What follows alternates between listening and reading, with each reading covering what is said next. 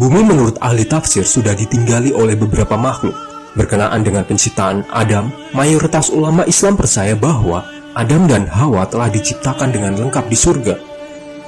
Mereka kemudian dihantar ke bumi usai memakan buah yang terlarang. Keturunan mereka mengisi populasi bumi dan memulai sejarah manusia. Menurut ahli tafsir, pada saat bumi berumur 8.000 tahun, keadaannya masih kosong. Di sini sudah terdapat banyak biji sawi putih. Kemudian Allah Subhanahu wa Ta'ala menciptakan seekor unggas yang bernama Tabirun Nasar. Allah Subhanahu wa Ta'ala berfirman kepadanya, "Hai unggas Tabirun Nasar, makanlah olehmu biji sawi itu. Apabila habis biji sawi itu, engkau akan kumatikan."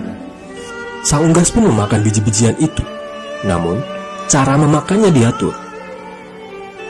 Pertama, sehari 1 biji yang dimakan. Setelah semakin berkurang, maka kini dimakannya hanya 1 biji sebulan. Biji sawi itu semakin berkurang saja. Oleh karena begitu takutnya terhadap kematian, maka sang unggas hanya memakan 1 biji dalam 1 tahun.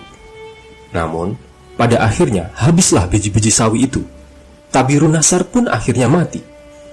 Setelah kematian tersebut, Allah Subhanahu wa Ta'ala menciptakan makhluk lain sebagai penghuni bumi, yaitu 70 orang laki-laki. Namun tidak semuanya langsung diciptakan, melainkan satu persatu Allah Subhanahu wa Ta'ala menciptakannya. Apabila seorang meninggal, maka langsung diciptakan yang lain. Masing-masing dari mereka berumur 70.000 tahun. Konon, setahun pada masa itu sama dengan 1000 tahun pada masa sekarang. Tatkala telah mati 70 lelaki itu, kemudian Allah menciptakan jin. Sebagian dari jin-jin itu, ada yang berkaki 4, berkaki 2, dan ada yang terbang. Kemudian Allah Subhanahu wa Ta'ala mengutus salah satu seorang di antara mereka yang bernama Yusuf untuk memberikan pengajaran ilmu dan syariat agama. Namun, jin-jin itu banyak yang mendustakan ajaran-ajaran tersebut, yang menyebabkan Allah Subhanahu wa Ta'ala mematikan semuanya. Penghuni bumi berikutnya adalah salah satu makhluk yang berpasangan, rupanya seperti binatang keluar dari dalam neraka. Binatang itu pun beranak, dan anak-anaknya dinamakan dengan Azazil. Setelah cukup besar, Azazil mulai melakukan peribadatan kepada Allah Subhanahu wa Ta'ala 1000 tahun lamanya. Setelah itu, Allah Subhanahu wa Ta'ala mengangkat ke langit yang pertama. Selama 1000 tahun, di sini pun ia tekun beribadah. Allah Subhanahu wa Ta'ala menganugerahkannya sayap yang terbuat dari manikan yang hijau. Dengan izinnya, maka terbanglah ia ke langit kedua. 1000 tahun lamanya pula ia beribadah. Demikianlah, pada tiap-tiap lapisan langit ia beribadah selama 1000 tahun lamanya, hingga ke lapisan langit ke-7. Sementara itu, di bumi, saat itu sudah ada penghuni lainnya, yaitu dari bangsa jin yang namanya Jannah. 70.000 tahun lamanya hingga lahir anak cucunya. Kata ahli tafsir yang lain, 18.000 tahun mendiami bumi yang kemudian menjadi sombong dan kufur. Allah Subhanahu wa Ta'ala pun mematikan Jannah. Sebagai gantinya adalah yang bernama Banunal Jannah. Ia mendiami bumi selama 18.000 tahun lamanya. Ia juga dimatikan oleh Allah Subhanahu wa Ta'ala. Sementara itu, di atas langit sana, Azazil bersama para malaikat masih khusyuk beribadah. Azazil menjadi penghulu para malaikat selama 7.000 tahun lamanya dalam beribadah. Hingga pada suatu waktu Azazil mengajukan suatu permohonan kepada Allah Subhanahu wa Ta'ala. Katanya, "Ya Tuhanku, 7.000 tahun hambamu ini berbuat kebaikan kepadamu. Dalam 7 lapis langit ini, jikalau dianugerahkan olehmu, hambamu mohon hendak turun ke bawah ke langit ke-6 berbuat kebaikan kepadamu.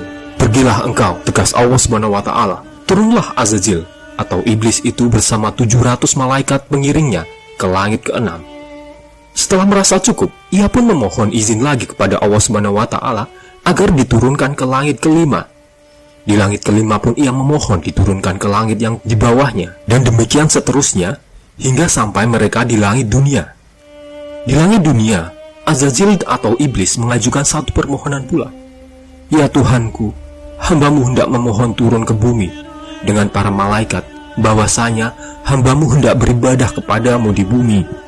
Ya Tuhanku, betapa Bananul Jannah telah banyak berbuat kerusakan di muka bumi. Anugerahkanlah atas hamba-Mu ini, bersama para malaikat berbuat kebaikan di hadirat-Mu di muka bumi itu. Allah Subhanahu wa Ta'ala mengabulkan permohonan Azazil. Diturunkanlah ia bersama 700 malaikat yang mengiringinya untuk beribadah di muka bumi. Setelah sebelumnya, Bananul Jannah dimatikan karena banyak berbuat kerusakan. Setelah 8.000 tahun lamanya beribadah, iblis mencoba mengemukakan ungkapan hatinya bahwa di muka bumi inilah ia begitu betahnya dan tidak ada tempat lain yang membuatnya demikian betah, dan memohon agar selamanya ia berada di muka bumi untuk berbakti kepada Allah Subhanahu wa Ta'ala. Sampai pada satu waktu, Allah Subhanahu wa Ta'ala berkehendak menurunkan suatu keterangan kepada Azazil. Firman-Nya, "Ingatlah ketika Tuhanmu berfirman kepada para malaikat, sesungguhnya aku hendak menjadikan khalifah di muka bumi." Mendengar firman tersebut, iblis menjadi berduka disebabkan dengkinya. Para malaikat pun bertanya kepada Allah Subhanahu wa Ta'ala mengenai siapa yang akan menjadi khalifah itu. "Adam namanya," jawab Allah Subhanahu wa Ta'ala. "Mengapa engkau hendak menjadikan khalifah di bumi itu orang yang akan membuat kerusakan padanya dan menumpahkan darah? Padahal kami senantiasa bertasbih dengan memuji engkau dan mensucikan engkau." Allah Subhanahu wa Ta'ala berfirman, "Sesungguhnya aku mengetahui apa yang engkau tidak ketahui,